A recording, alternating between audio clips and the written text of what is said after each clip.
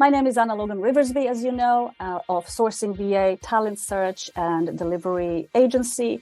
And my interest in remote work culture has started when I started finding and supplying staff to companies, and have noticed that it really matters when companies say, oh, this candidate's attitude doesn't really fit with our company culture, or the candidate is not very happy with how is being treated within a company. And I thought, oh, that's interesting. Does it got anything to do with company culture? Obviously it did.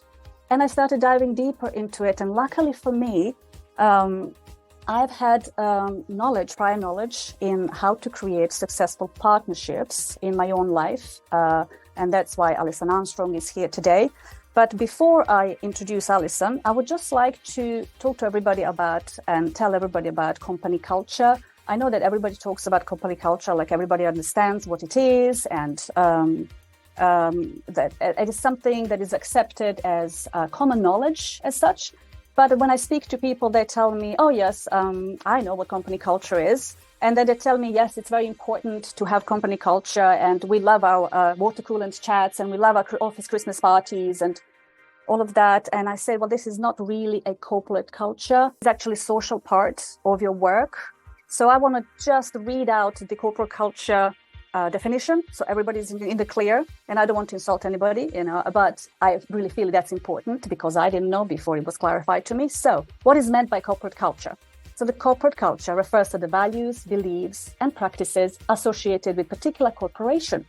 For instance, corporate culture might be reflected in the way corporation hires and promotes employees, or in its corporate mission statement. And some companies seek to associate themselves with specific set of values, such as by defining themselves as innovative or environmentally conscious organization.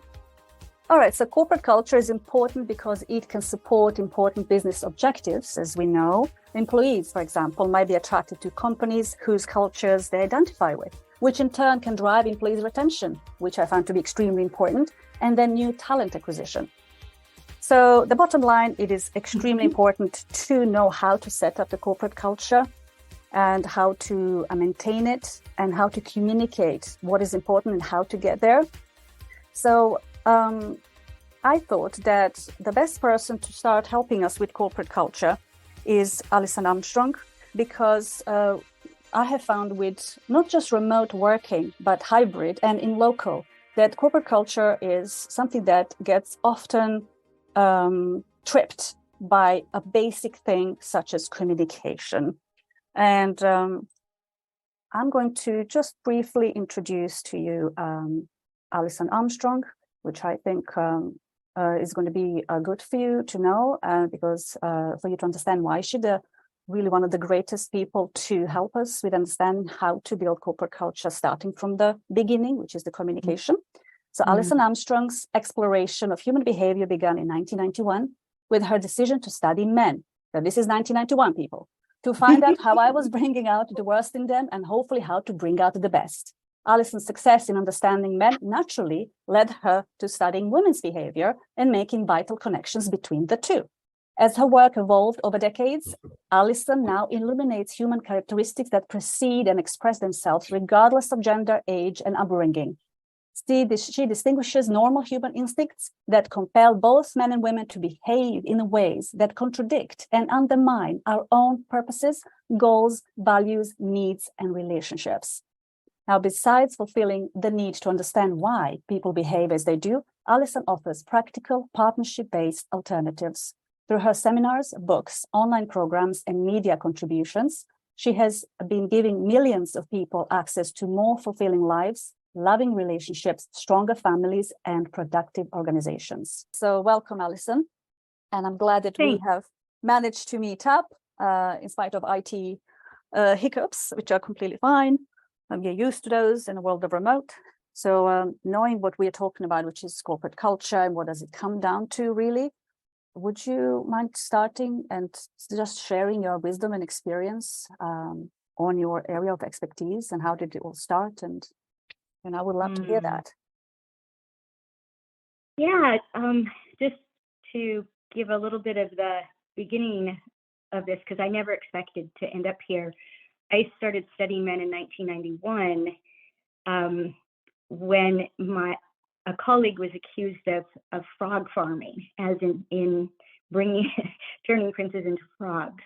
And I could see that I definitely brought out the worst in men, but up until that moment, I thought that the worst was who they really are.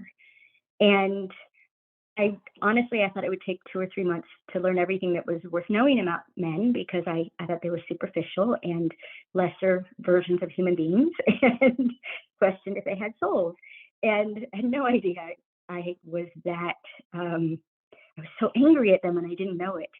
And it was astonishing as I learned to listen to them and let them talk about what they wanted to talk about. It changed my whole view of who men are. And then a lot of what they wanted to talk about was women, which changed my view of women. And it just kept going from there. I've never actually committed to studying men or women or relationships or partnerships. It's just been this journey of fascination. And in 1995, I knew that I needed to write a book, the Queen's Code, which you referred to earlier, but I didn't know how to write it in a way that people could transform how they were being, not just what they knew about the opposite sex, that could naturally end up just in better ways to manipulate each other without the spirit of generosity and receptivity and honoring that I'd been learning from interacting with men. And so I told my best friend I thought I needed to do workshops in order to learn how to teach the material. And she wanted to do that with me. And that was 1995. And the first workshop was astonishing in its results. And so we kept going from there. And it wasn't until 1998 that we actually stopped and intentionally caused our organization. And it was because of a friend of mine that I was like, I don't want to run this company. Could you be the interim CEO of this company and teach me how to do it? and his name was Gabe, and he said, on one condition, well, actually 2 conditions. One was that we had to articulate our mission, and we had to write down our principles, and I'll come back to that. And if at any point doing this affected our friendship, he was going to stop. That was the second condition. But what he said about the principles, and this is what I'd love for people to think about until we get to do our video session, is he said, I want you to write down everything that your company has to be, everything that it has to do, every attitude that it has to have, or you don't want to be there. And those words made all the difference. How does it have to be, or you're not going to be there? And as Joe McLean and I worked on this, it was a very intentional act. So it's not like, in my view, too many companies, they write down the mission and principles and they put it in a drawer, or they might frame it or put it on a wall. We kept referring to these. We educated everyone who worked for us, which at one point was about 80 people. And every workshop, no matter where it was in the US or Canada, started the volunteer meeting with a reading of the mission. And then the workshop leader and the workshop manager each got to pick principles they were focusing on that day, because we did it again the next day and the next day, depending how long the workshop was. And it kept truing us up. And we also, the people who worked for us and people who volunteered for us, knew that we wanted to be held to account for operating the way that we stated, because none of it was normal for human beings in a business environment. And you had mentioned when we were just chatting before we started, Anne, about the difference between like a romantic or family relationship and a business relationship.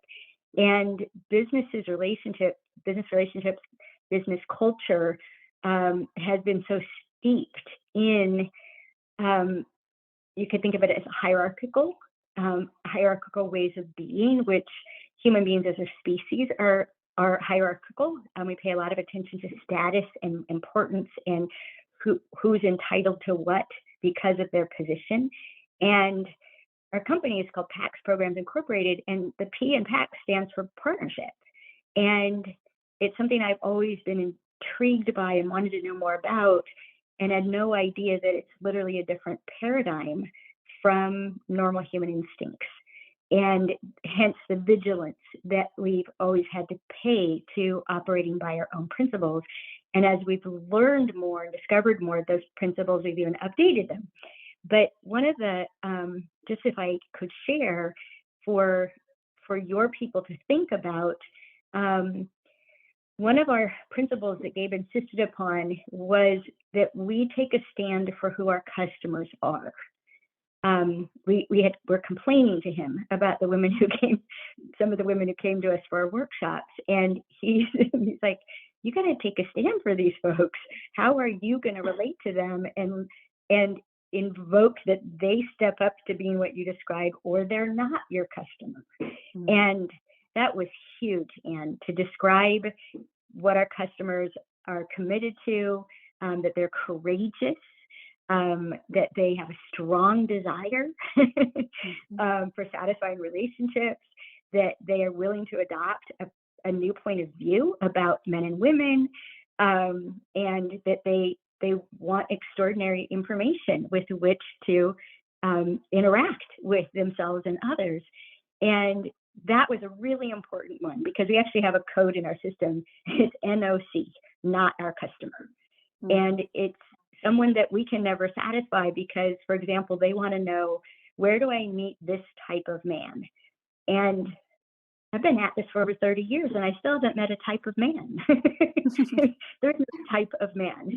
I started with what if men are responding to women, and found out ways men are and ways men aren't. And so we actually really pay attention to, can we satisfy someone? And if we can't, they're not our customer. We only have satisfied customers, or you're not our customer, and we'll give you your money back and we won't take any more of it. And we have another principle about accountability, which is really hard. Gabe actually suggested there's something missing here, and it's accountability. And accountability is a very tricky thing for human beings, and very tricky in the male-female dynamic, because women tend to just scoop up accountability for everything that isn't right, everything that isn't beautiful, everything that isn't in the right place, everything that isn't going according to an ideal, whereas men tend to be very picky, and they only will pick up an accountability for something that they think they can win at. And women try to delegate things to men and they won't accept it. They won't accept it because they don't have enough information or resources, or my husband was like, no, I can't do that. I need an office and a desk to do that. Mm-hmm. Oh, like he actually was thinking about the kind of place he needed in order to be able to think about the things we're asking him to do for our company. And we have another principle that became the favorite of everyone. And it's called principle number 9. And we stopped doing live workshops, so we stopped reading them. But it has to do with, we operate with a sense of play in our work and accomplishments. Mm-hmm. We keep laughter present, and we have a sense of humor about it all. Mm-hmm. And we put that in there because human instinct, the only kind of funny human instinct engages in is denigrating somebody. Mm-hmm. And otherwise, being able to have a sense of humor, even about things going to hell in a handbasket, like our technology today, that comes from human spirit, which is really what our mission is about, is to empower human beings to keep choosing to act from human spirit, with respect and awareness for what human instincts will compel us to do. And we'll get more into this next time when we get to talk about the communication and the things to watch out for in communication if a person is in what we call a hunting mode or a committed state of mind. Mm-hmm. Get on it, get her done, that's irrelevant.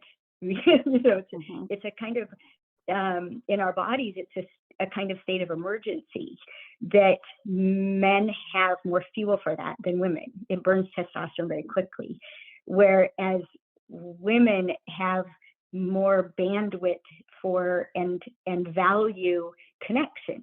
So we've had to teach men and women in business that if a woman is in a committed state of mind, you can tell by you walk in, okay, good, let's get at this. what we want to accomplish in the next 20 minutes is this. Okay, she's in hunting mode. If you walk in and she's like, hi, it's so good to see you. How's your son? Didn't you just graduate from high school last week? Mm-hmm. Oh, she's in an Yeah. open state of mind, connected state of mind. And if we learn to negotiate these two things, be sensitive to them, and we can say way more about that next time. But one of the things that we did in our principles, and back then we used the word masculinity and femininity a lot, like Claudia does in the Queen's Code. Mm-hmm. And so what we had found out as we were in our workshops, when women were seeing how much of the conflict that was happening in the relationships, because they were competing. They were a hunter competing with another hunter who was their husband in their home. Mm-hmm. And so they started to make women being masculine wrong, like that it was a bad thing. But it's not a bad thing. And it even feels really empowering if you don't do too much, where you're exhausted. And so, one of our principles is that we celebrate and utilize both masculine and feminine ways of thinking and being and acting. And so we could start to differentiate, okay, we need to be in this mode now. We need to take in that the environment is congruent with what we're doing here. So turn on your diffuse awareness and your scan vision and look all around and see what's going to distract these women from this intense process that requires courage. And their mind will be looking for an escape. And so people would go around the room and straighten things and clean things. And it's something that women tend to have to do when we need to focus. We have to remove distractions. And women will get mad at themselves or, I'm just procrastinating by cleaning this office. No, you're actually doing what a woman needs to do to focus. Let yourself do it. And which is why I started early this morning, right on the environment for being with you. And, because I'm in my best friend's late husband's office. And so these principles are like, how are we going to be? What are we going to look to? How are we going to support each other? We have principles of communication and communication practices that I can share with you guys next time. The acronym is called AID, and it's a methodical way to pursue turning a yes into reality. That's very useful.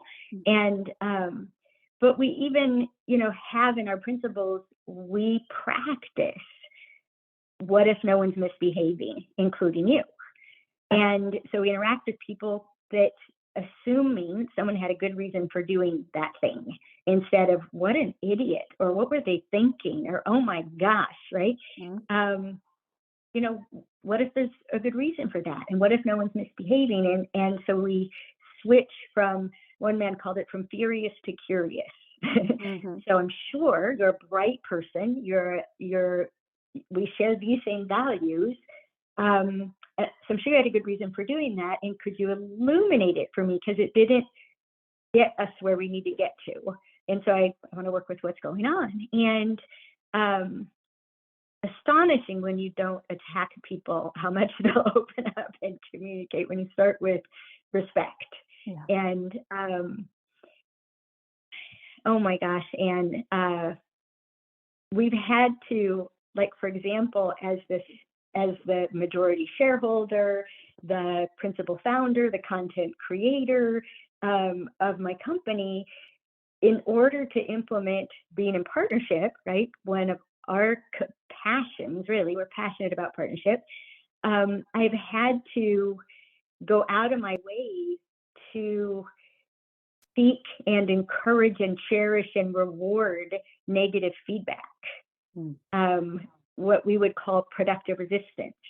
Somebody being able to speak up and say, that doesn't seem like that fits with principle number 3. Or wait a second, you want to fire them, but have you done AID and documented it? Did you ask and then insist and clarify and see what else they needed and then go to the next step and the next step? Or are you just off with their head? Oh, shoot. Yeah. No. Back up, implement the process. And even things like, we were a very small company, right? But when we saw how committed our employees were and that they never wanted to leave, and they were deeply invested in taking risks in this form of communication that partnership requires, I realized, oh, they don't want to go anywhere. We need to have a retirement plan. I need to take care of them. Yeah. Yeah. and even like we're passionate about people's well-being, and because our company's mission driven, and even companies that are profit driven, organizations will take everything you've got. Like they're never, you've done enough. Just like we're never safe enough. We've never got enough in the pantry. We've never saved up enough. There's never enough money. It's all human instinct. Yeah. And so we actually had to delineate for our employees, we do not want you to make the company your first priority. We want you to make your well-being and the well-being of your family your first priority, and we can be the second or third priority. And so we actually have forced people to take vacation by only allowing them to accumulate a certain number of vacation days. And, you know, we start at 2 weeks vacation being accumulated, and then every 5 years they get another week. And so we have people with 5 or 6 years of vacation, and we weren't going to let any of them expire, but then we realized they're not taking it and they need it for their well-being. And then we even have like, we just do a lot. We've always been remote, by the way, and always. We would get together for live workshops and then go back to our various states and cities. And we've entirely been remote. And so we just have to, we did this thing a couple years ago that I love. I thought we could change the culture of the world if we worked 4 days a week instead of 5. So we implemented people getting to choose if they want to work 4 or 5. And if they work 4, they can do Monday through Thursday or Tuesday through Friday. And we have all our company gatherings when a bunch of us have to get together. It's Tuesday, Wednesday, and Thursdays, and everybody's working. And we even implemented like a holiday policy. So everybody gets a certain number of holiday hours. I think it's 66 or something, and they can decide. Do you want the day after Thanksgiving? Do you want Rosh Hashanah? Do you want Yom Kippur? Do you want the U.S. holidays? Right? We just created a bunch of flexibility so that people could put their families before us. So we have people working around when their children get out of school, for example. I mean, one way you could say it that may sound weird, but we bring love to work, and it's normal to end a call with my colleagues by saying, "Oh, good work. Oh, this is awesome what we got done today. Okay, I love you. Talk to you tomorrow. I love you too." And beautiful. I mean, it sustains us, right? We're going into our I think we're in our 29th year. It'll be 29 years in January that we've been doing this, and we just haven't lost any steam.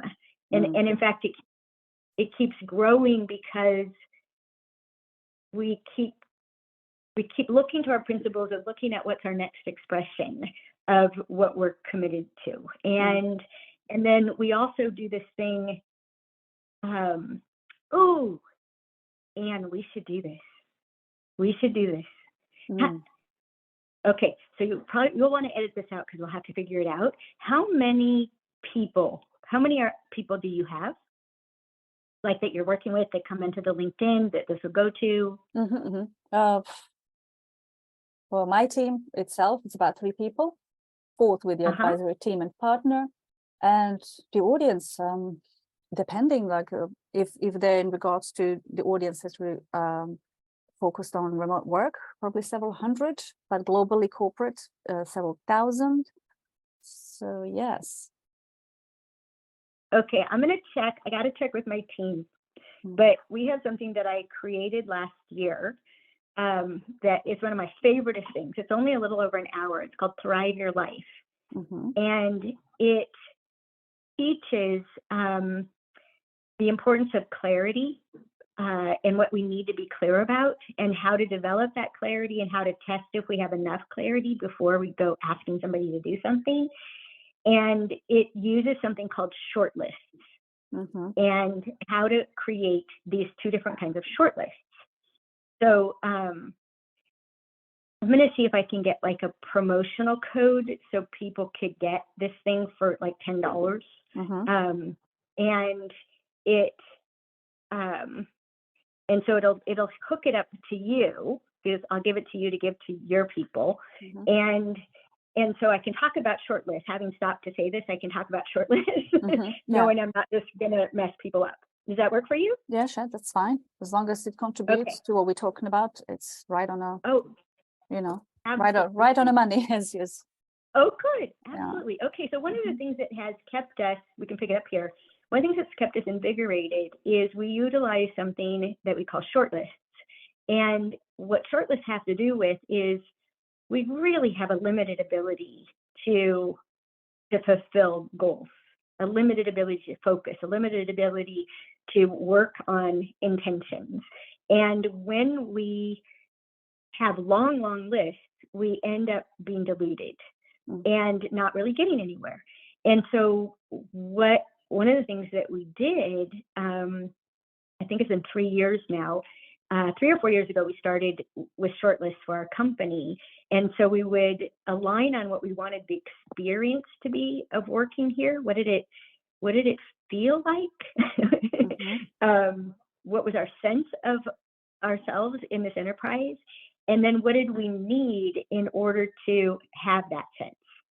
And one of the things that we committed to, and this was phenomenal, Anne, because we have a small, tight, functional team, because we put all of our courses online in 2017 because we couldn't get everywhere in the world that they were wanted. So we went online long before COVID. The Queen's Code, within 3 weeks of it being published in 2012, the Queen's Code was in 70 countries. Wow. And we only did workshops in the US in about 20 different states. And there was no way we were going to be able to give everybody what they wanted, which was the rest of our curriculum. So we put it online. So now we have this tight team that's about 8 people. And one of the things that we put on our short list was that what we were going to engage in, that everyone on the team thought it was worth doing. So this may sound strange, and it goes back to the hierarchical part. Given the position, the ownership, that everything that I am hierarchically in the company, I should get everything I want. One would think. And that's often how they related to me. Alison wants this, Alison wants this, Alison wants this. And I just like, stop. It's not good for you to give me everything that I want. I'm not always right. And I've been having litters of kittens for a couple of decades, and I think we can only really afford a couple of new birthings a year, and in terms of the energy it takes from the company. So we need a better way of testing whether we're going to do something than Alison wants it. And I mean, they wanted to give me everything, right? I love them and they love me, but we couldn't keep up with ourselves and the demand that people have for what we can provide, and my impulse to heal and to take care of everybody. And so we made these criteria, and one of them being everybody has to think it's worth doing.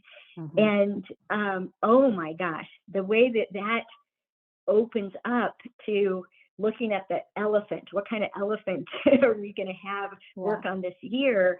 And what's your point of view that makes it worth doing? And what's your point of view that makes it worth doing?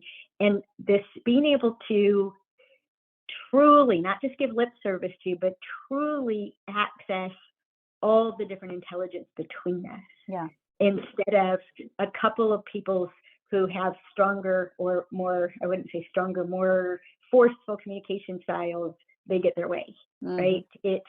So it's, corporate culture is like a child, and I'm sure you know this. And so you have to start with conception, and what are we conceiving here, and then how do we grow it up, and grow it up to keep containing its essence of what we wanted to give birth to in the first place. And because the needs change, right? And I remember how excited we were about our first website, which was literally just a very long page. Yeah. So, and I'm sort of two-headed in terms of technology. We've invented a lot of technology to do things that we want, like when we published the Queen's Code a chapter at a time on the internet, and with book clubs, remote book clubs and everything. And but I'm also a late adopter. Like, it's only been a year since we finally created an app. Yeah. Yes. We My just partner waited uses a long it. time. Yeah, until it was necessary. But so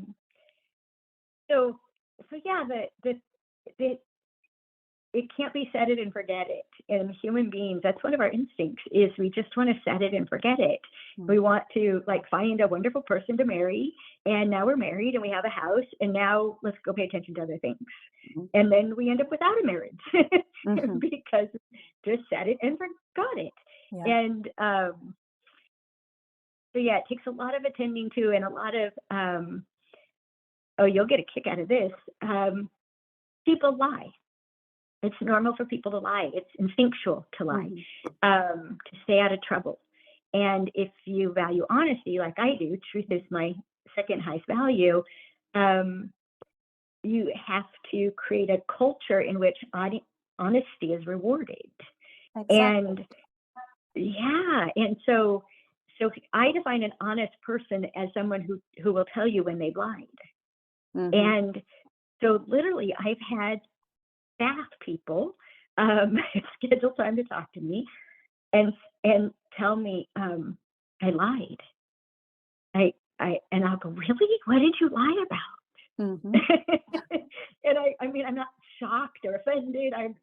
They get so much welcome and celebration for that. They're telling me they're demonstrating an honest person instead of piling lies on top of lies to conceal more lies, and then you end up without any reality to build on. And or encouraging, like somebody's like, I don't agree, right? Like in the beginning, all I wanted was people who would agree with me, and basically they just cheered me on and patted me on the head while I drove off a cliff.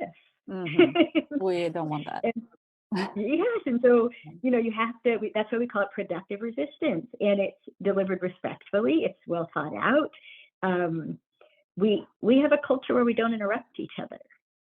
It's one of the first things I learned. You interrupt a man, he just stops talking, and you don't.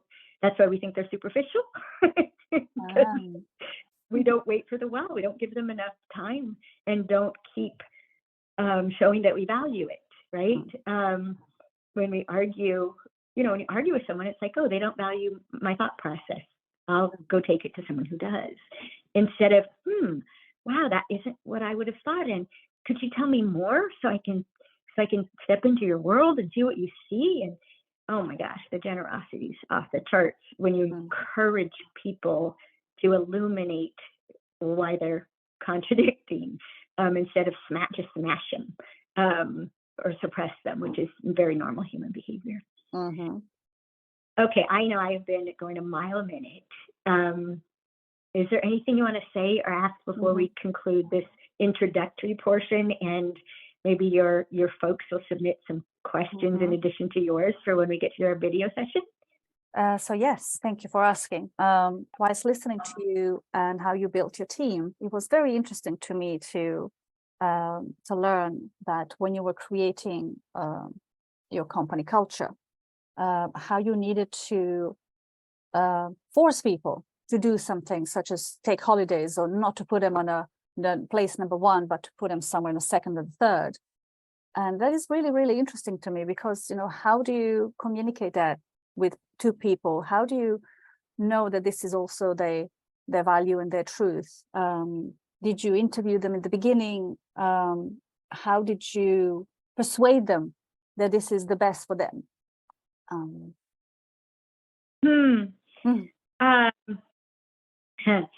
There are people that I failed to persuade. I mean, our work has its own kind of addiction, because the information makes such a difference in people's relationships and families, and there's it's just compelling to keep doing it and doing more and more of it. And but we've never stopped creating our corporate culture. That's one thing I would say. If you think it's created, it's not. It's now falling apart. It's something to pay attention to, like a garden. Mm-hmm. And sometimes you need to bring in a new plant, and sometimes you need to relocate one, and sometimes you need to pull one out because it's taking over everything. I had an employee who she just had to be the star of everything, and so and she seemed like the most productive, most effective. That's a person we shouldn't ever lose. And I found that when people do that, other people can't shine. And I have fired top producers many times because of the effect they have on other people. And in one case, like one of the ways that we keep following up on it is, this email that you sent came in at 1 a.m. Mm-hmm. Right. Why were you working at 1 a.m.? Mm-hmm. And it didn't mean that had to be a bad reason, but when somebody was consistently sending emails, 20 hours a day, mm-hmm. Honey, when are you sleeping? Right? What do you, and their fervor, their passion for what we do would be their reason. I'm like, no, our PACs will take everything you've got. You actually have to protect yourself from our vision and our mission and take care of your well-being. Mm-hmm. And I had someone who kept saying she was fine. And then no, adrenal burnout and a heart disease at less than 50 years old. Do you know? Wow. Like, so there are people like who just wouldn't get on board with well-being, right? Mm-hmm. Wouldn't get on board with how important this is to take care of yourself. And so I couldn't keep them. The productivity is really attractive, but I've seen it too many times, what happens to them and what happens to people around them. Mm-hmm. So it's something to monitor. We have our human resources person, who's Joan McLean, the co-founder of PACS. She's had a lot of roles in the company, and she actually monitors the people's well-being. She's very educated in healing techniques, and every month has a staff call where people can get on, and she provides Sedona method releases. Wow. To keep clearing their space. Oh yeah, it's beautiful. Wow. She'll also be there when people can't resolve a conflict themselves, like just can't see their way into the light. Let's get Joan on. And Joan is so masterful that, oh yeah, let's get Joan. Mm-hmm. and she'll, oh my gosh. But again, it's another expression of our commitment that we have this person who's paying attention to it, you know, and the future president of our company, she is that essentially, just won't let herself be called yet. She started working for me when she was 18 years old, and she has brought to attention since she was 18 years old working for me. Now she's 37. Alison, that doesn't fit with principle number 7. That's beautiful. Yeah, and so this. Oh, thank you for saving me. I forgot that one in the midst of my excitement. And